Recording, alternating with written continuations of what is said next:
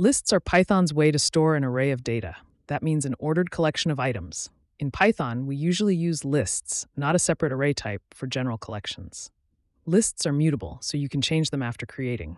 Lists can include Python data types as integers, float, boolean, strings, list, tuple, set, dictionary.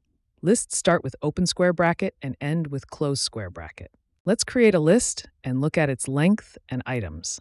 Append adds one item to the end of the list.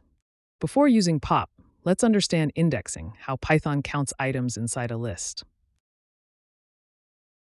Insert adds an item at a specific index and shifts the rest to the right. Remove deletes the first matching value.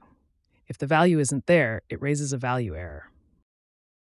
Pop removes the selected index and returns an item. With no index, it pops the last item.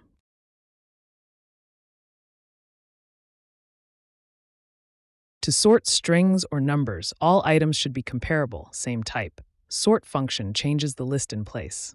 By default, the sort function arranges items in ascending order, from smallest to largest, or alphabetically from A to Z. Ascending means going up, numbers increase, or letters move forward in the alphabet. If we use reverse equals true, the order becomes descending, from largest to smallest or from Z to A. Descending means going down, numbers decrease, or letters go backward in the alphabet. Knowledge Club, the bridge to the future.